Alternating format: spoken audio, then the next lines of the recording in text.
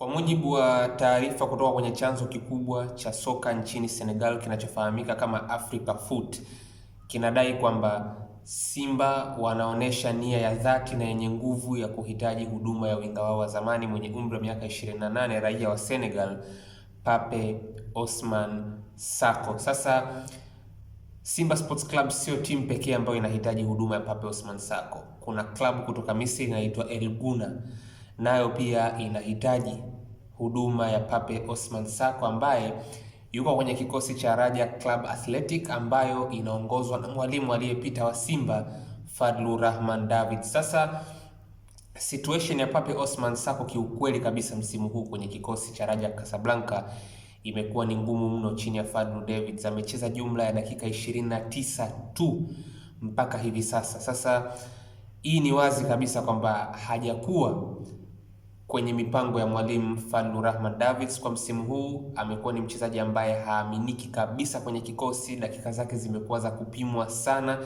na zote amekuja kuzipata kwenye mchezo wa mwisho kabisa wa ligi ambao Raja wamecheza. Sasa ni wazi hii imewavutia Simba kuona kwamba kunaweza kukawa kuna mwafaka wa kujaribu pengine kufanya biashara na winga wao wa zamani aweze kurudi, na kitu ambacho kinaonekana hapa ni kwamba licha ya hichi ambacho kinaendelea, Fadlu ni kama vile amejaribu kuweka ngumu kwamba amekuwa hampi nafasi, lakini amekwenda kwa rais wa klabu na kumweleza kwamba Pape Ousmane Sako asiuzwe.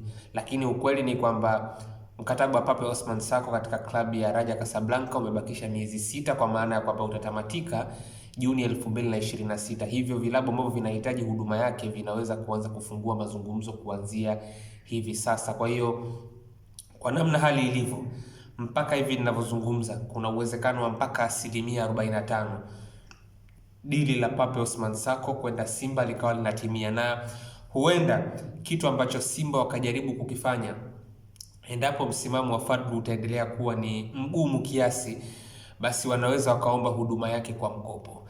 Hichi ni kitu ambacho kina make sense kwa sababu Pape Ousmane Sako anachohitaji ni kucheza. Ina maana Simba watahitaji huduma yake kwa mkopo, lakini wakati huo huo vipengele na nguvu ya mkataba bado vipo kwa Raja, na mwalimu Fadlu bado anaweza kuwa na ushawishi na mustakabali wa muda mrefu wa huyu mchezaji, licha ya kwamba Simba watafaidika kutokana na huduma yake na yeye pia atapata dakika. Kwa hiyo kitu ambacho kinaonekana kuwa kinaweza pia kuwa na nafasi kwenye hili dili ni mkataba wa mkopo ambao Simba wanaweza kuwa kwenye nafasi ya kumpa Pape Sako kwa muda wa miezi 6, wakati ambao bado anatambulika kama mchezaji wa Raja. Fadlu atakuwa na maamuzi ya 100% kuhusu mustakabali wa muda mrefu wa mchezaji, lakini Simba watampata mchezaji wanayemhitaji hivi sasa na Sako atapata dakika ambazo anazihitaji uwanjani. Kwa hiyo ni wazi Pape Ousmane Sako anahitajika na Simba. Kama kuna taarifa ambazo zimeonekana, basi ni kweli, kwa sababu Senegal wenyewe taarifa hizi zimeripotiwa na Simba wanafikiria kuhusu kumleta katika kikosi chao. Nilishaweka bayana hapa katika video zilizopita kwamba